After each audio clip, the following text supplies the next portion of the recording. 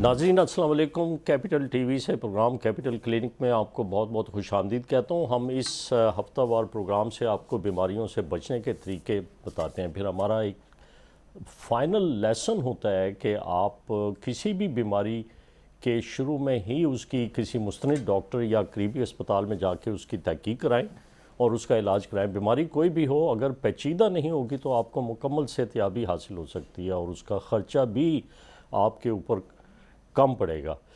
वो बीमारियां बहुत ज़रूरी हम डिस्कस करते हैं जिसका कि हमारी सोसाइटी में बर्डन ज़्यादा हो। तो आज कल आप सुन रहे हैं इलेक्ट्रॉनिक मीडिया, प्रिंट मीडिया से कि डेंगू फीवर एक ऐसी बीमारी इस सीज़न में आती है। ये सीजनल बीमारी है जो कि जब मॉस्किटो परवरिश पाता है तो ये बीमारी हमारी सोसाइटी में हमारे लोगों को इन्फेक्ट करती है। इसके लिए मैंने आज दावत दी है। अपने स्टूडियो में मेरे साथ हैं प्रोफेसर यासर राजा जो कि एक बड़े रिनाउंड गैस्ट्रोएंट्रोलॉजिस्ट भी हैं और एक निजी कॉलेज में प्रोफेसर ऑफ मेडिसिन है, वो पढ़ाते भी हैं। प्रोफेसर साहब, आपका शुक्रिया, आप हमारे प्रोग्राम में तशरीफ़ लाए।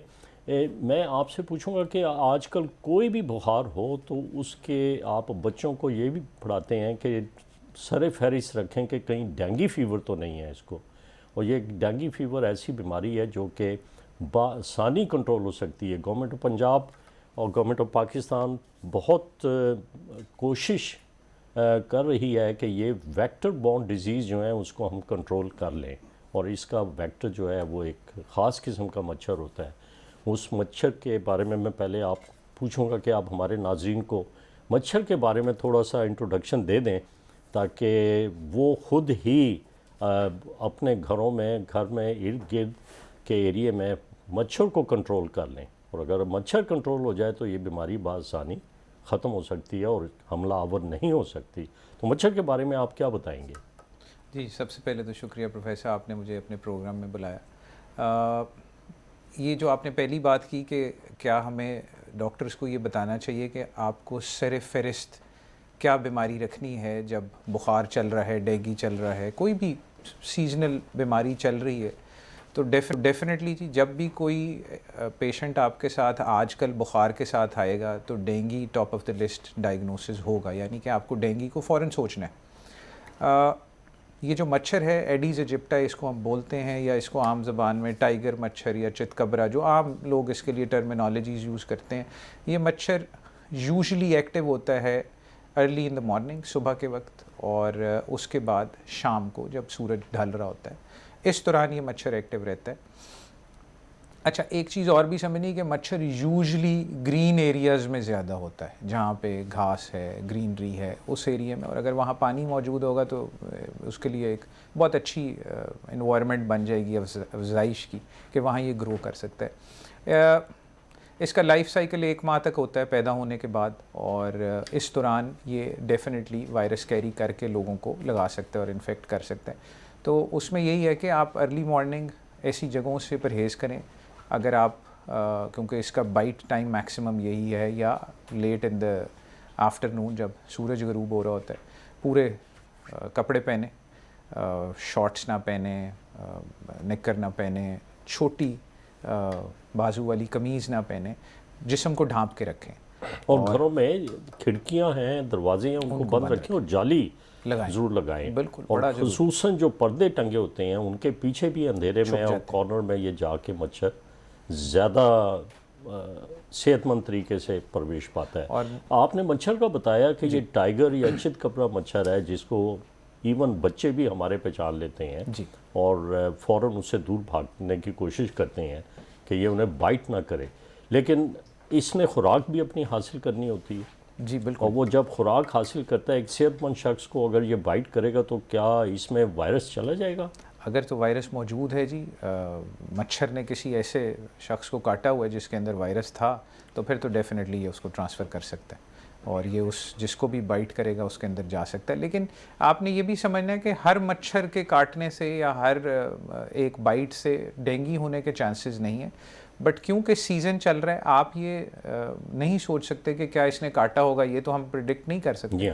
इसलिए कि हमें अपना बचाव पूरा करना है, बचाव पूरा करना है। और ये मच्छर जब वायरस को लेता है तो इसकी जो इंटेस्टाइन्स होती हैं, जो अथनियाँ होती हैं मच्छर की, उसमें ये वायरस जो है बेशुमार ट्रिलियन की तादाद में पैदा हो जाते हैं, डिवाइड करता है। और जो आंत का ऊपर वाला हिस्सा है मच्छर का गले के पास, वहाँ पे ये रैपिडली ग्रो करता है, वहीं रहता है, और फिर ये उसको जिस चीज़ से काटता है जो उसकी एक प्रिक करने की उसकी बनी हुई है इंजेक्टर सुई की तरह, जिस तरह उसने इंजेक्ट उसके अंदर किया, फिर ये वहाँ से आता है और इट गेट्स और ट्रांसफर। फिर ये फीमेल मॉस्किटो होती है जो अंडे देती है और कोशिश करती है कि जब इसने अपनी खुराक हासिल कर ली तो वो खुराक लेके एनर्जी आएगी इसमें और ये पानी ढूंढेगी जी, और पानी जहाँ ढूंढती है वहाँ पे फिर ये अपने अंडे दे देती है। और आपने जिस तरह बताया कि 8 दिन में जो है ना एक बालिग मच्छर पैदा हो जाता है, और वो बालिग मच्छर पूरी सलाहियत होती है। हमारे साथ हमारे रिपोर्टर हैं मियाँ आमिर जमील, जो कि प्रोफेसर साहब लेटेस्ट सिचुएशन में बताएंगे नाजरीन को कि डेंगू फीवर के बारे में कि कितना हमारे मुल्क में अब तक जनवरी से लेके और अब आज की डेट तक कितने केसेस जो हैं वो डेंगू से इफ़ेक्ट हो चुके हैं। तो मियाँ आमिर जमील। जी बिल्कुल सदाकत साहब, आपकी बहुत मेहरबानी, आपने मुझे वक्त दिया इस सिलसिले में बात करने के वाले से। सदाकत साहब, जो सबसे अहम बात है इस वक्त देखा जाए तो डेंगू इस वक्त बड़े जोरों पर है। रोजाना की बुनियाद पर जो है इसकी केसेस में मुसलसल इजाफा होता जा रहा है, और डेंगू के जो केसेस हैं उसमें जो सबसे अहम रोल है अवाम को, जो सबसे अहम रोल अदा करती है, अवाम को अवेयरनेस दी जाए और अवाम जो है इससे बचने के लिए खुसूसी तौर पर अपने घरों में जो है अवेयरनेस के तौर पर जो मॉस्किटो का इस्तेमाल कर सकते हैं, मॉस्किटो स्प्रे है, उसके अलावा दीगर जो मॉस्किटो किट्स हैं उसको इस्तेमाल किया जा सकता है। लेकिन हमारे लोगों को अवेयरनेस नहीं है, लेकिन लोग जो है और डेंगू मच्छर से डरते हैं। इस वक्त जो सूरत हाल दिखाई दे रही है सदाकत साहब, रवां साल जो है पंजाब भर में अब तक डेंगू के कुल केसेस जो हैं वो 15,773 से ज्यादा रिपोर्ट हो चुकी है। जबकि अगर हम लाहौर की बात करें, शहर लाहौर में, तो शहर लाहौर में इस वक्त डेंगू के कुल जो केसेस की तादाद जो है 6,700 से ज्यादा हो चुकी है। जबकि गुज़िश्ता 24 घंटों के दौरान अगर हम बात करें पंजाब में तो डेंगू वायरस से 4 हलाकतें रिपोर्ट हुई हैं। तो देखा जाए इसके साथ साथ हलाकतें भी हो रही हैं, और उसके अलावा डेंगू के केसेस की रोजाना की बुनियाद पर उसकी तादाद में भी इजाफा हो रहा है। लेकिन उसमें सबसे जो अहम रोल है वो अवाम का है। अब अगर अवाम को अवेयरनेस होगी तो डेंगू वायरस से बच सकेंगे। लेकिन इस वक्त जो महकमा, अगर हम सेहत की बात करें या जिला इंतजामिया की बात करें, तो उनकी टीमें जो है मुख्तलिफ जगहों पर जाती हैं और बाकायदा से वहाँ पर जाकर जो है जहाँ पर डेंगू लार्वा मिलता है उसको ना सिर्फ तलब किया जाता है, बल्कि वहाँ पर उन लोगों के खिलाफ FIR भी लॉन्च की जाती है, उनको नोटिस भी दिए जाते हैं। लेकिन उसके बावजूद देखा जाए तो फिर भी डेंगू जो है कंट्रोल नहीं हो रहा। आपने अगर देखा होगा 2011 में एक एपिडेमिक की वबा थी, लेकिन इस दफा जो 2022 में डेंगू देखा जाए तो वो भी एपिडेमिक ही कहा जा सकता है। लेकिन जो इस वक्त डियाग जो है डेंगू एडवाइजरी अथॉरिटी ने जो SOPs बनाया उसके मुताबिक उन्होंने कहा कि 50,000 से कम प्लेटलेट्स होंगे तो उसके बाद उस पेशेंट को डेंगू डिक्लेयर किया जाएगा। लेकिन इस वक्त जब हम विजिट करते हैं मुख्तलिफ हॉस्पिटल में जाकर हम जब रिपोर्टिंग करते हैं तो जब हम देखते हैं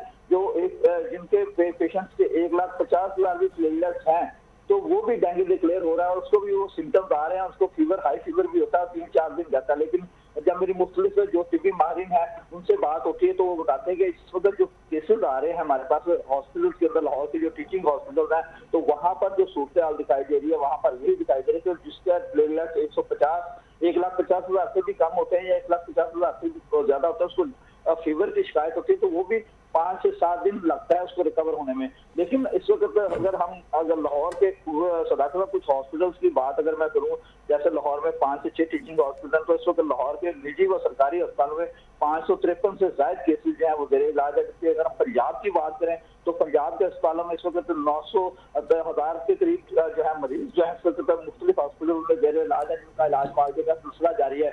लेकिन आमिर साहब, आप तमाम टीचिंग अस्पतालों में विज़िट करते रहते हैं, जो डेंगू एक्सपर्ट एडवाइजरी ग्रुप है, आप क्या समझते हैं कि ये इनकी एडमिनिस्ट्रेटिव कंट्रोल और इनकी ट्रेनिंग सिस्टम और इनका वेक्टर कंट्रोल सिस्टम के बारे में रिकमेंडेशन जो हैं वो इम्प्लीमेंट होती हैं कि नहीं होती?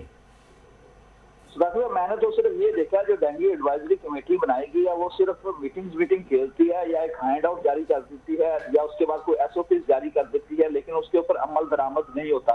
अब देखना, जो डेंगू एडवाइजरी कमेटी है उसने कहा कि 50,000 से कम प्लेटलेट्स हो तो उसको डेंगू डिक्लेयर किया जाए, जबकि जिसके 50,000 से ज्यादा प्लेटलेट्स होते हैं उसको मुश्तबा किया जाए या उसको प्रोगल किया जाए। लेकिन इस वक्त जो सूरत हाल दिखाई दे रही है, इस वक्त जो लोग 1.5 लाख जिनके प्लेटलेट्स होते हैं वो भी डेंगू डिक्लेयर हो रहे हैं, फीवर में बाकायदा 4-5 दिन फीवर में रहते हैं। लेकिन जो देहात की जो इस वक्त एसओपी जारी किए हैं, अगर उसको देखा जाए तो उसमें अब हम हॉस्पिटल में जाते हैं सलाह के साथ तो देखते हैं लोग वहां पर आते हैं तेज बुखार के साथ आते हैं, जो कि उनकी हिस्ट्री होती है 2-3 दिन से बुखार होता है, लेकिन जो वहां पर तिब्बी माहिरीन है वो उनको मेडिसिन देते हैं और देने के बाद उनको घर भेज देते हैं। ठीक है, शुक्रिया आमिर जमील। मेरे साथ एक्सपर्ट हैं, प्रोफेसर ऑफ मेडिसन हैं, ये बड़ी साइंटिफिक रिसर्च भी कैरी आउट करते हैं। मैं इनसे पूछता हूँ प्रोफेसर साहब कि क्या ये प्लेटलेट्स की तादाद को देखना ज़्यादा ज़रूरी है या प्रिवेंशन की तरफ हम जाएं और मरीज़ को कुछ और इंस्ट्रक्शन दें कि किस तरीके से वो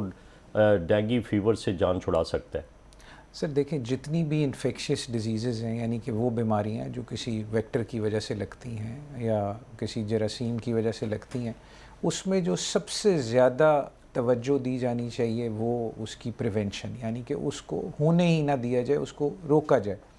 तो प्रिवेंशन पे अगर हम देखें तो हम जब किसी एपिडेमिक में या पैंडेमिक में आते हैं तो हम उस पर तभी तवज्जो देते हैं जब हम आ जाते हैं, और ये एक चीज़ हम महसूस करते हैं कि हमारा एज अ कॉम या as a human being attitude casually होता है। जब हम उस चीज़ में फंसते हैं फिर हम सोचना शुरू करते हैं। तो मेरा तो यही ख्याल है हम लोगों को भी, क्योंकि अगर एक देखें, आपने एक चीज़ समझनी, अगर आपके एरिया में एक भी डेंगू पॉजिटिव पेशेंट निकल आया है, इसका मतलब है प्रैक्टिकली 80 लोग उस एरिया में मौजूद हैं जिनको या डेंगू हो चुका है या वो डेंगू सस्पेक्ट्स हैं, यानी कि उनको डेंगू होने के चांसेस हैं। और इसलिए प्रिवेंशन इज़ वेरी इंपॉर्टेंट कि आप लोगों को गाइड करें कि आपने डेंगू से कैसे बचना है। लेकिन जो हमारी माहौलियाती आलूदगी है वो भी इन मच्छरों को जन्म देती है और उसमें मच्छर की परवरिश गाहें जो हैं वो इतनी बन जाती हैं कि इस्लामाबाद जैसे शहर में भी अगर देखें तो अब तक तकरीबन 3,000 के करीब केसेस जो हैं वो डेंगू फीवर के इस्लामाबाद और रावलपिंडी में हो गए हैं। लेकिन जो फ्लड इफेक्टेड एरियाज़ हैं हमारे मुल्क के, वहाँ पे अभी भी पानी खड़ा है और वो मच्छर के लिए एक बड़ी आइडियल परवरिश गाह बन जाता है। और ये जो मच्छर है, जिस तरह आपने बताया कि बेशुमार अंडे देगा और वो 8 दिन में वो एक बालिग मच्छर बन जाएगा जिसमें सलाहियत होगी कि एक मरीज़ से वायरस को ट्रांसफ़र कर दे एक सेहतमंद शख्स में। तो वेक्टर कंट्रोल प्रोग्राम जो है ना वो बड़ा इफ़ेक्टिव होना चाहिए। और हमारी जो इंतज़ामिया है और एडमिनिस्ट्रेशन है जो कि इसको कंट्रोल करती है, ख़ुसूसन डायरेक्टर जनरल हेल्थ पंजाब, मैंने वहाँ के एक ऑफिसर को कहा था कि वो हमारे प्रोग्राम में तशरीफ़ लाए, लेकिन वो नहीं आए, शायद इसलिए कि कहीं उन्हें शर्मिंदगी ना हो कि क्यों डेंगू हमारे मुल्क में इस सीज़न में, और ये सीज़न आ रहा, आने वाले दिनों में अगर बारिश होती है तो हो सकता है ये डेंगू फीवर और एक सीरियस वबा की शक्ल इख्तियार कर जाए। मैं आपसे पूछूंगा इसके इब्तदाई सिग्नल होते क्या हैं कि किस तरह पता लगे? एक तो मच्छर, टाइगर मच्छर जो है उसे पहचान लिया हमारे घर के बच्चों ने या घर के किसी फर्द ने, और किस तरह पता लगेगा कि इस मरीज़ में डेंगू फीवर है और वो जाके अपनी तशख़ीस करा के और उसके लिए एहतियाती तदाबीर इख्तियार करे? जी देखिए, सबसे बड़ी अलामत जो है इसमें वो तो बुखार है, और बुखार बहुत शदीद होता है, इतना शदीद होता है कि लोगों का एक पहला सवाल जब हम उनसे पूछते हैं कि जी ऐसा बुखार कभी पहले हुआ है, तो वो कहते हैं नहीं जी ऐसा पहले कभी नहीं हुआ। यानी कि इतनी शिद्दत का बुखार है, उसके साथ जोड़ों में दर्द, मसल्स पट्ठों में दर्द, हड्डियों में दर्द, बोन ब्रेकिंग फ़ीवर भी इसको आम ज़बान में कहते हैं कि इतनी शदीद दर्द होती है हड्डियों में और जोड़ों में। उसके साथ हेडेक, यानी कि सर में दर्द होना, आँखों के पीछे बोझ या प्रेशर फील करना, जिसको इंग्लिश में हम रीट्रो ऑर्बिटल पेन कहते हैं, आँखों पे बोझ और प्रेशर फील होना। बाकी जो जनरल वायरसेस के सिम्टम्स हैं, जैसे गला ख़राब हो जाना, गले में पेन होना, वॉमिटिंग होना, कोई गैर मामूली सिम्टम्स भी होती हैं, जिस तरह डायरिया लग गया, पेट में दर्द हो गया? इस दफ़ा हमने बहुत सारे मरीज़ देखे हैं जी जो डायरिया के साथ हमारे पास आए हैं डेंगू में, और अभी प्रोग्राम से पहले भी मैं आपसे डिस्कस कर रहा था कि हमने रेस्पिरेटरी सिम्टम्स भी देखे, यानी कि लोग खांसी के साथ भी हमारे पास आए हैं और उनके NS1 पॉजिटिव। हमने जो पहले डेंगू वेव्स देखी हैं उसमें रेस्पिरेटरी सिम्टम्स बहुत कम होते थे, यानी कि खांसी नज़ला ज़ुकाम लोगों को डेंगू में बहुत कम होता था। दो ये किसी भी वायरल इलनेस में हो सकते हैं, लेकिन इस दफ़ा हम ऐसे पेशेंट्स देख रहे हैं जो कि रेस्पिरेटरी सिम्टम्स के साथ भी आए हैं। और डायरिया बहुत कॉमन है लोगों को, एकदम उससे वीकनेस इतनी शदीद हो जाती है डायरिया से कि लोग बेसिकली उस वीकनेस के इलाज के लिए हमारे पास आते हैं कि जी कमज़ोरी बहुत बढ़ गई है, और फिर जब हम उन्हें हिस्ट्री लेते हैं, वर्कअप करते हैं, तो फिर वो डेंगू निकलते हैं। मेरी एक गुजारिश सबसे ये ज़रूर होगी कि आपको आजकल में मेरे ख़्याल से दिसंबर के मिड तक तो ये हमें एक पीक से गुजरेंगे, तो रिक्वेस्ट यही होगी कि अगर आपको फ़ीवर हो तो इसको लाइट प्लीज़ ना लें। आप डॉक्टर अपने नॉलेज किसी भी करीबी अस्पताल में जाएं, अपने टेस्ट कराएं, अपने आप को एवेलुएट कराएं। जो हम एक चीज़ देख रहे हैं कि लोग अब तब हमारे पास आते हैं जब वो बिल्कुल कोलैप्स हो चुके होते हैं, उनके प्लेटलेट्स काउंट बिल्कुल लो हो गए होते हैं और उनकी कोई मॉनिटरिंग नहीं हुई होती। ठीक है, ये प्रोफेसर बड़ी अहम आपने हमारे नाज़रीन को इतला दी कि अगर बुखार आजकल के सीज़न में, तो ज़रूर किसी मॉलिज के पास जाके उसकी तशख़ीस करवाएं और ओवर द काउंटर मेडिसन लेने की कोशिश ना करें, क्योंकि दो मेडिसन्स एस्प्रिन और ब्रूफिन एक ऐसी दवाई है, अगर आपको डेंगू फीवर है खुदा ना खास्ता, तो उससे आपको इतनी ब्लीडिंग हो जाएगी कि शायद कंट्रोल करना मुश्किल हो जाए। मैं एक छोटे से वक्फे की तरफ चलता हूँ, वक्फे के बाद फिर मैं प्रोफेसर साहब आपसे पूछूंगा कि क्या ये डेंगू फीवर बहुत सीरियस बीमारी है आजकल, जबकि हमारे डॉक्टर हजरात और साइंटिस्ट जो हैं वो काफ़ी हद तक रिसर्च कर चुके हैं, और पाकिस्तान में जब ये यक के बाद दीगरे पिछले पूरे एक डिकेड से ये बीमारी चल रही है, तो हमारे डॉक्टर्स अब अच्छी पोजीशन में हैं इसका इलाज करने के लिए, और पब्लिक कम्युनिटी को अवेयरनेस देना बहुत ज़रूरी है, वेक्टर कंट्रोल करना बहुत ज़रूरी है। मैं वक्फे के बाद आपसे इन सवालात के जवाब ज़रूर दूँगा। नाज़रीन, प्रोग्राम में दोबारा आपको खुशामदीद कहता हूँ। आज हम अपने कैपिटल क्लिनिक से, कैपिटल टीवी से डेंगू फीवर से बचने के तरीके अपने स्टूडियो में आए हुए मेहमान प्रोफेसर यासर राजा साहब से पूछ रहे हैं। तो प्रोफेसर साहब, डेंगू की फीवर की भी टाइप्स हैं, और कुछ टाइप्स हमारे अवाम में बड़ी बेचैनी पैदा कर देती है कि अगर थोड़ा सा फीवर हो जाए तो क्या हर शख्स को अस्पताल जाने की ज़रूरत है? देखें सर, मैंने जिस तरह पहले कहा कि हमें उस फीवर को ज़रूर मॉलेज से एक दफ़ा जाके दिखा के डिस्कस कर लेना चाहिए। आपने समझना है जो मैंने आपको अलामात बताई हैं ये लाजमी नहीं कि हर शख्स में आए। कुछ लोग का बुखार बिल्कुल हल्का सा होता है लेकिन डेंगू हो रहा होता है, हर बॉडी का रिस्पांस डिफरेंट है। कुछ लोग बहुत टिपिकल अलामात के साथ आएंगे, वो अलामात जो कि डेंगू में होती हैं, और कुछ शायद उससे डिफरेंट अलामात के साथ आएँ या बुखार इतनी शिद्दत का ना हो। तो मेरी तो रिक्वेस्ट सबसे यही होगी कि जी आप ज़रूर मॉलेज के पास जाएं, अपना एटलीस्ट एक बेस लाइन CBC टेस्ट ज़रूर कराएं, ताकि उससे हमें पता लग सके कि क्या डेंगू की चांसेस हैं कि नहीं हैं।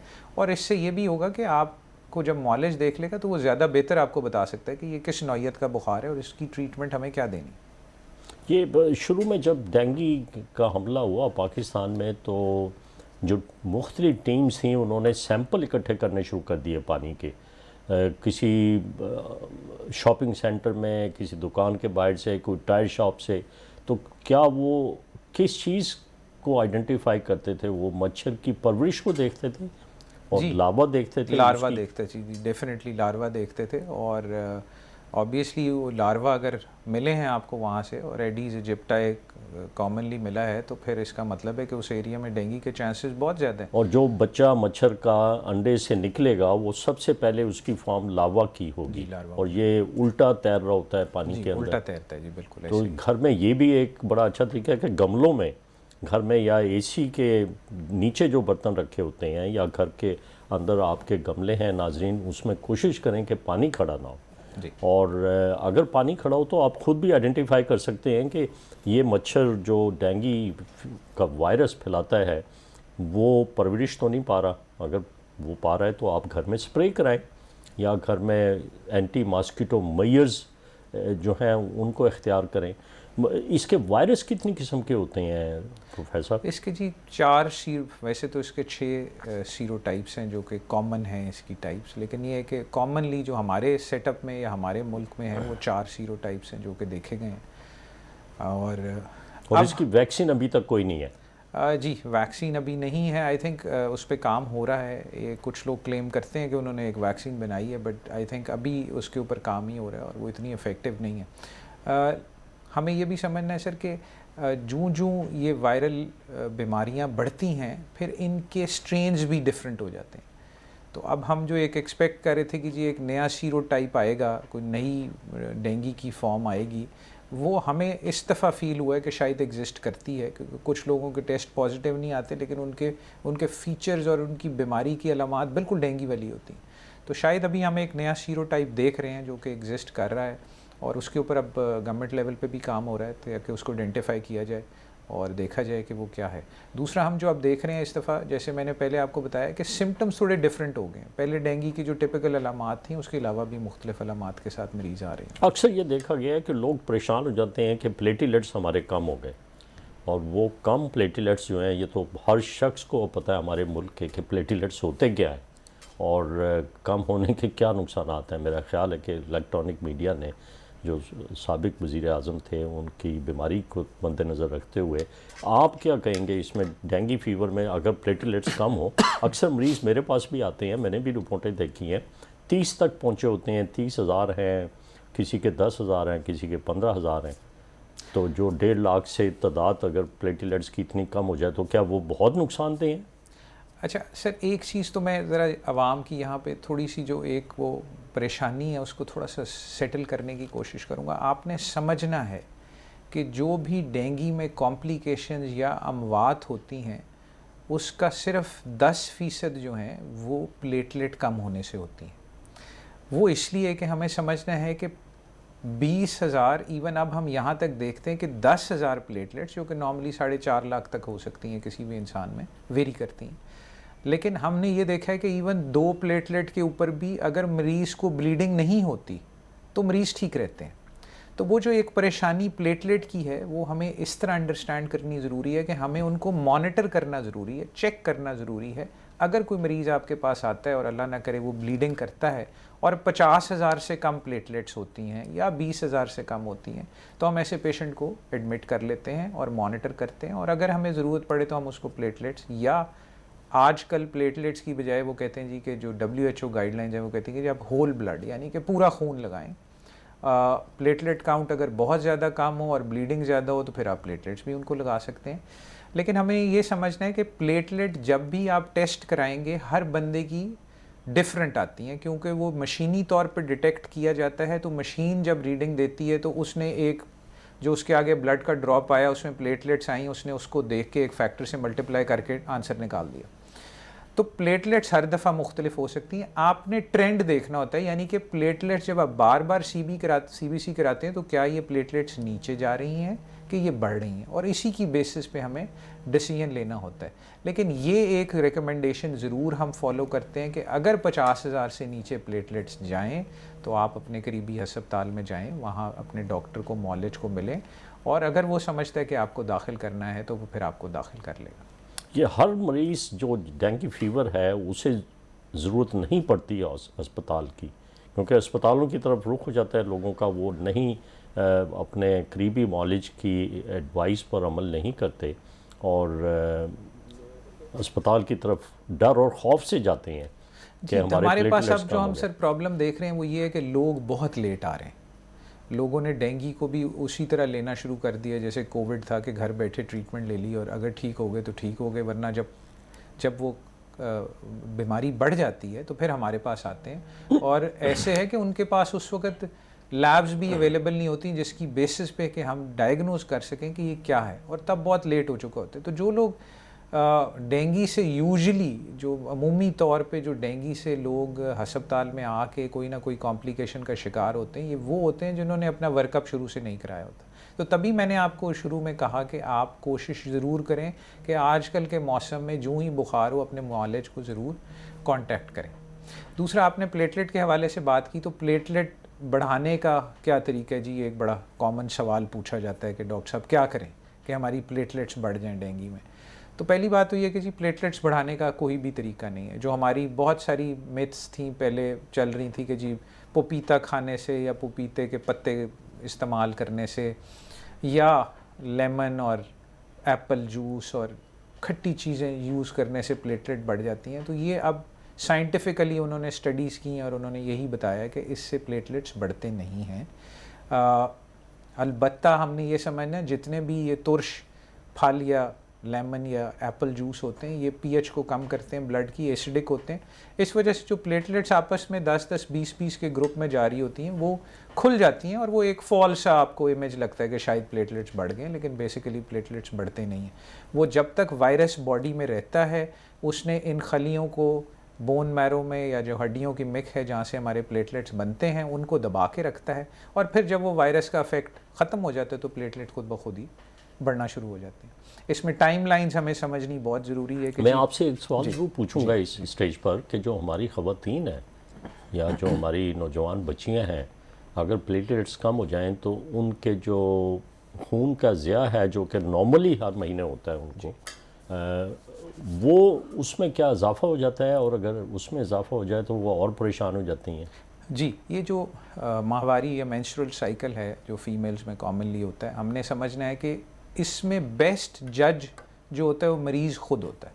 ठीक है, क्योंकि हम 50,000 प्लेटलेट्स या 40,000 या 20,000 या 10,000 प्लेटलेट तक भी मरीज़ को कहते हैं कि जी आप इसको मॉनिटर करें और हमें बताएं क्या आपको फ़ील होता है कि ये आपकी पहली माहवारी से ज़्यादा है, और अगर आपको लगे कि ये ज़्यादा है तो फिर हम ऑब्वियसली उसको ट्रीट करते हैं और मैनेज करते हैं। लेकिन इसमें बेस्ट जज मरीज़ खुद होता है, वो हमें बता सकता है कि क्या प्रीवियस माहवारी या पिछली माहवारी से इस दफ़ा ब्लीडिंग पहले से ज़्यादा हुई है कि नहीं हुई, और अगर प्लेटलेट लो हैं और ब्लीडिंग बहुत ज़्यादा है तो फिर तो उसको ऑब्वियसली हॉस्पिटल आना चाहिए और आके वहाँ पे मैनेज होना चाहिए। और दूसरे भी कुछ ऐसे साइंस आ जाते हैं जिस्म के ऊपर जिससे कि वो खुद अपने आप को महसूस कर लें कि उन्हें अब अस्पताल जाना लाजिम है? जी, उसमें सर जो चीज़ें समझने वाली हैं वो एक तो किसी भी मरीज़ का अगर ब्लड प्रेशर ड्रॉप करना शुरू कर जाए, मरीज़ का यूरिन कम आना शुरू हो जाए, उसकी आउटपुट कम हो जाए, पेशाब कम बनना शुरू हो जाए,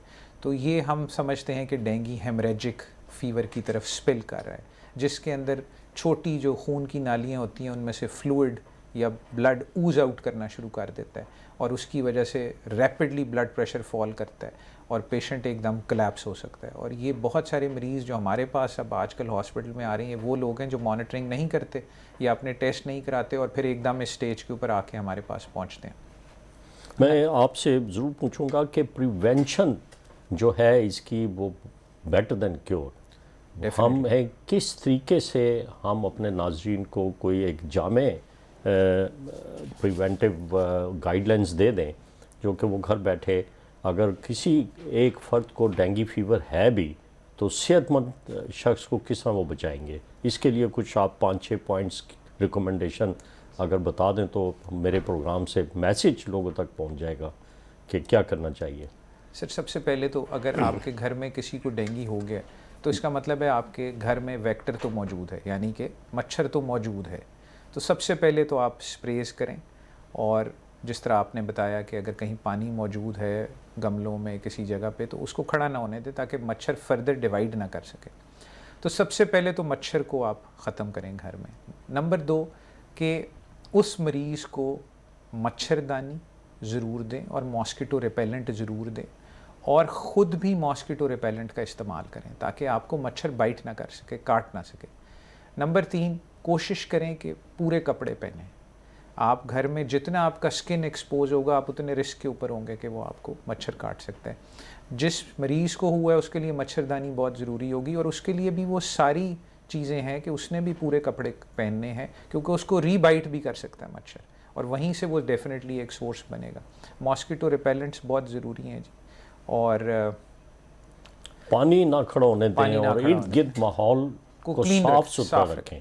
ये जो कूड़े के ढेर लग जाते हैं घरों के बाहर, ये इंतहाई संजीदगी से इस पर गौर करना चाहिए क्योंकि इससे बीमारी डेंगू फीवर ही नहीं फैल सकता बल्कि पेट के बहुत सारे अमराज जिसमें एक टाइफाइड है और टाइफाइड भी आप ने एक मरतबा मुझे बताया था कि अब ड्रग रेजिस्टेंस टाइफाइड जो है वो हमारे लिए एक बहुत बड़ा मसला बना हुआ है कि हम महंगी से महंगी अद्वियात भी दें मरीज़ को तो वो नहीं ठीक होता, और वो होता ही फूड बॉर्न है और वाटर बॉर्न है। तो इर्द गिर्द का माहौल भी नाज़रीन साफ़ रखना ये आपका फ़र्ज़ है, और ये कम्युनिटी डिजीज़ है। इसमें हर हमारे मुल्क के, हमारे सूबे के हर शहरी को बढ़ चढ़ के हिस्सा लेना चाहिए, और इसमें जितना भी एहतियात की जाए उतना कम है। लेकिन प्रोफेसर यासर राजा के इतना के मुताबिक नाज़रीन वो कहते हैं कि ये 90% लोग जो हैं डेंगू फीवर से घर में रेस्ट करके और मुकम्मल तौर पे सेहतयाब हो जाते हैं। बहुत ही कम परसेंटेज है जिनको के अस्पताल का रुख करना पड़ता है। और ख़ुद आप अपनी असेसमेंट करें और वक्त पर हॉस्पिटल जाएं ताकि आपको मुकम्मल सेहतयाबी हासिल हो जाए। तो आपका बहुत बहुत शुक्रिया, आपने हमारा प्रोग्राम देखा। प्रोफेसर यासर राजा साहब, आप तशरीफ़ लाए और अवाम के लिए, नाज़रीन के लिए बड़े अहम मैसेज आपने उनको पहुँचाए। नाज़रीन, आप अपनी सेहत का ख्याल रखें और मुझे ज़रूर ईमेल करें, मैं उसी बीमारी को डिस्कस करूँगा, उसके एक्सपर्ट भी बुलाऊँगा आपके लिए, जिसका कि आप मुझसे रिक्वेस्ट करेंगे। आपका बहुत बहुत शुक्रिया। खुदा हाफिज़।